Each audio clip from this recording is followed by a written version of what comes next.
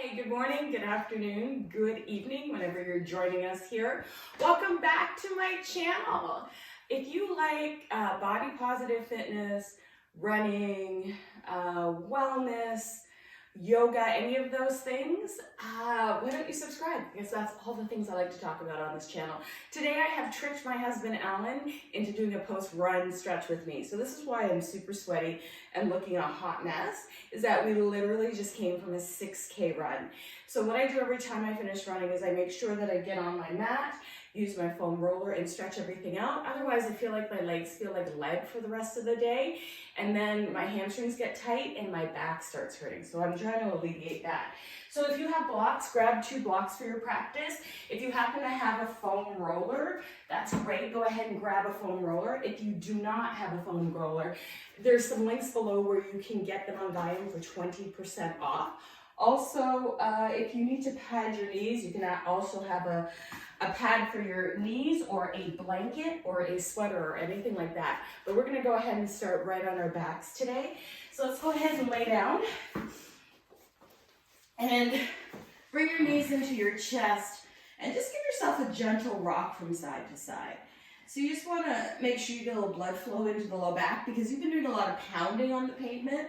For me personally, when I run, I like to run on the road. The roads around where I live are asphalt, so I feel like they have a little bit more give than the concrete sidewalk. So we're trying to just eliminate some of the pounding by stretching and bringing blood flow to the areas that had gotten shortened when we're running. So planting your left foot on the floor, let's take our right toes to the sky. And now you can lace your fingertips behind your right thigh and draw your right thigh into your body as you push out through your heel and flex your toes back towards your nose. So this is a hamstring stretch, a traditional hamstring stretch, because hamstrings get shortened when we run. So if you can test this theory by before you go for your run, your walk, your cycle, whatever activity that you like to do, you can try just folding forward before you get on your bike or you start your walk or your run and see how far forward you can fold. Like, can you touch your knees? Can you touch your shins? Can you touch the ground? Now cross that right ankle over the left knee, draw that left knee into the chest. And then when you get back from doing those activities, try folding forward. Everything has really gotten tight and seized up. So we want to make sure that we give the body an opportunity to open up. So we're doing a reclining pigeon here, which is a really nice hip stretch. Make sure you're flexing out through your foot. You can also slide your hands behind the back thigh or the front of the shin, or grab a strap and loop it around to lengthen your arms. Go ahead and release. Let's do the second side. Left toes to the sky. You can bring that left thigh right into you by holding onto the back of the thigh, drawing it in, and flexing the foot, pushing out through the heel, just allowing yourself the opportunity to stretch. You can also point and flex the toe or move the ankle around if it feels good, if you're enjoying your stretch here. And now cross that left ankle over the right knee, bring that right knee into the chest. So I'm holding the back of my right thigh. You can rest your hands on your left leg. You can grab a strap, lengthen your arms, and draw the strap behind. Whatever really makes sense and works for you. Good. Deep breath in. Exhale, deep breath out. Just give your body an opportunity to stretch out. And then the next thing we can do here is happy baby. So uncrossing the legs. So you can grab a hold of the outer edges of the feet, bringing the knees to the outer edges of the body. You can also grab on at the ankles. You can also grab on at the back of the thighs. You can also use your strap around the soles of your foot to pull down. And again, this is usually a stretch for the hips and the back, but you may feel it in other places. So just breathe into the places where it makes the most amount of sense. And just allow yourself to have that experience. And breathe. Now bringing the soles of the feet together, let's go ahead and lower the legs to the floor so that the soles of the feet together and the knees are open in butterfly pose, Supta Baddha Konasana. And then I'm going to invite you to reach your arms up overhead as well, because we're going to stretch out a little bit of our psoas muscle by stretching the arms up overhead. Now bring the knees together and then let the knees fall to one side. So let your knees fall over to the right side or the left with your arms up overhead and just notice the stretch. You can also if you come to the right side, bring your right heel on top of your left knee and intensify the stretch down through the front of the quad muscle. Good. It's really up to you to play and explore what feels good in your body. And now let's come back through center and come to the second side.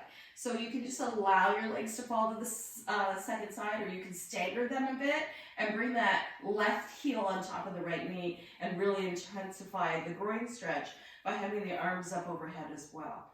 So all the areas of the body that get shorter with our running practice. Walking practice, cycling practice, all those things. And then come back through center and plant both feet flat on the floor. Tuck your shoulder blades underneath you, palms turned in, press down through the feet, lift the hips to the sky. Doing a little bridge pose here. You can go ahead and grab the outer edges of the mat and pull the mat wide as you lift the hips up a little bit more, pushing down through the feet, pushing down through the back of the head. And taking a few deep, meaningful breaths here. And then as you exhale, lower the hips down to the floor. Right knee comes into the chest, forehead comes up to the knee, stretch. And release. And let's do the second side, stretch. And release. And then bring both knees into the chest. And let's roll up to seated. Take a cross-legged. Take your left hand to your right knee. Right fingertips come behind, stretching out the spine here. Good. And back through center. Let's come to the opposite side.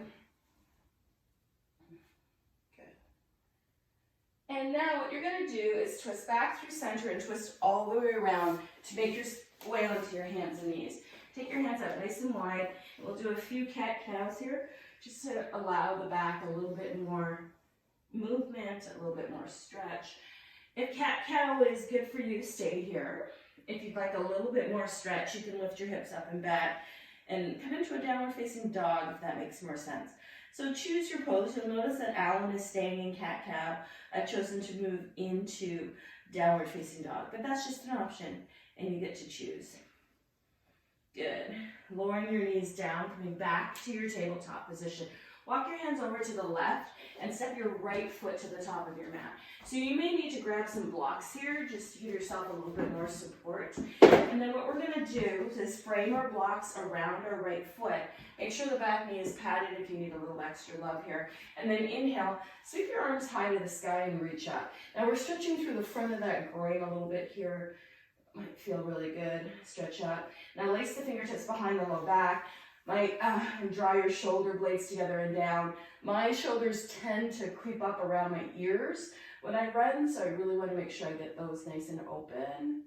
And then release the hands back to the blocks. Lift the back knee. And now step the back foot halfway up the mat. Straighten out through the front leg. Now if you need a little bit more height in your blocks, we're stretching out our hamstrings here. Go ahead and do that. Now pushing the feet wide apart if you want to take your hands off the block. You can lace your fingertips behind your low back, or you can keep your hands on the block. You don't need to bring your hands up. Only if you need extra stretch in the upper body. And then release the hands to the blocks. We're going to walk our bodies to the long edge of our mat and take a wide-legged forward fold. So widen your legs out, lift your sit bones, and fold forward. Crown of the head moves toward the floor, lifting through the sitting bones, stretching out the back body here. Breathe deeply and slowly.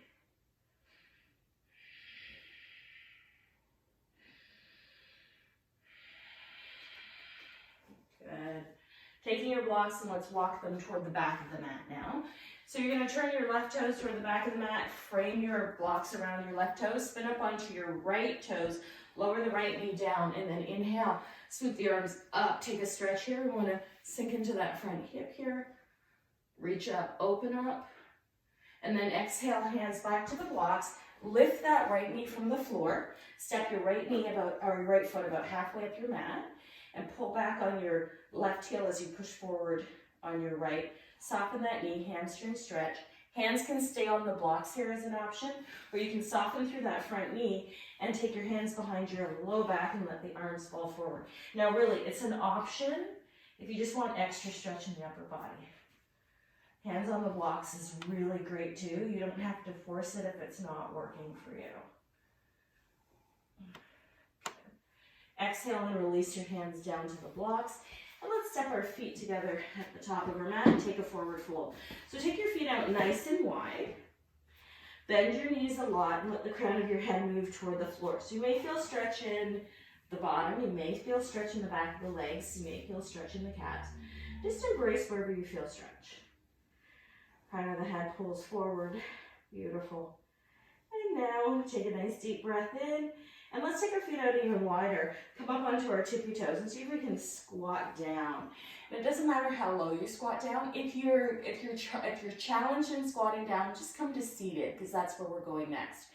So once you're here, if you decide to come to seated, just bring your soles of your feet together in butterfly. If you're sitting in squat, see if you can root down through your sit bones right toward the floor. And breathe, opening up the low back. Good. And then release your hands either down to the floor or release your bottom to the floor. I come forward on my knees. Some people can come back on their bottoms. That doesn't work for me. So go ahead and grab your foam roller. And we're first going to take our foam roller and roll behind our calves. So just use your foam roller. Alan, can you pass me that wood thing there? I don't know what this is called, but it's also good for like stretching out. So I'll give you the smaller one so that you can use that one and I can use this one. Just behind your calf muscle, just whatever, to get rid of whatever tightness. So do it like 4 or 5 pats on each side to go ahead and break up the tightness in your calf muscles, which will pull on your Achilles tendon, right? So you might feel that. All right.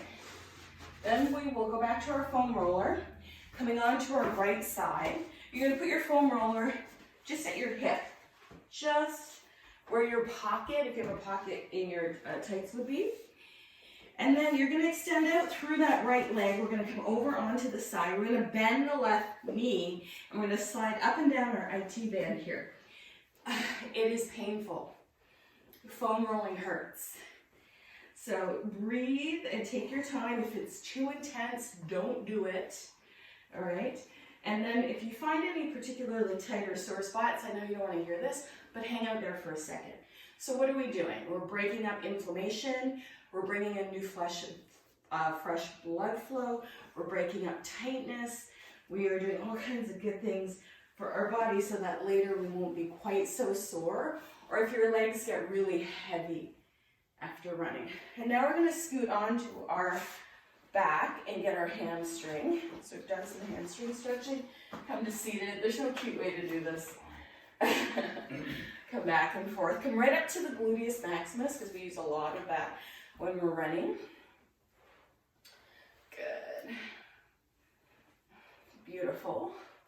If you want, you can come all the way up to the glutes, walking down, planting both feet and just getting right into the glutes here, rocking back and forth on the glutes, right up to the low back if you feel it, or up to the medial glutes up here. Yeah. Good. And then we're going to slide over to the opposite side. So now bring your foam roller over towards your left hip. You're going to bring the foam roller right at your left hip. Come down onto your forearm, bend the right knee, stretch out the left leg, and move up and down along the outer side of your hip. And again, I feel where this is tight already. So then I pause in that spot that I don't like and let that kind of loosen up here. Sometimes I'll just rock a little bit back and forth on that spot, come back. I know it needs some love. Ooh, it's really sore. I'm doing currently a glute challenge and a leg challenge, so my legs often feel like lead. All right, and then when you're ready, you can come onto your back one more time. Get the hamstrings one more time, get the glutes one more time. And one thing I like to do to finish off my practice is to roll all the way over my foam roller. I'll move up a little bit. And stretch out the front of my hips by coming on, letting the long foam roller come to my low back and stretching out. So this might not be comfortable for everybody. If it's not, then bend your knees. I like to stretch out the front of my hips this way. And then take a little bit of an inversion by drawing the knees into the chest, letting the foam roller support me, taking my toes up to the sky. And then reaching my arms up. And that's how I like to end my post-run stretch. Good. When you're ready, you can release down and make your way up to seated. Whew. And take a moment just to absorb everything. Breathe. Good. And thank you so much for joining us for this impromptu post-run stretch influenced or inspired by some yoga. So thank you for being here. Once again, I'm Dianne, and if you haven't already, I'd love it if you would subscribe to this channel, hit the bell to be notified. We upload a new video every single Tuesday, and I'm happy to answer your questions or provide any content that you might find interesting. So don't forget to share and comment below, and I always read the comments, and perhaps I'll make a video that you request. All right, so have a great day, everybody, and I'll catch you in the next video. Namaste.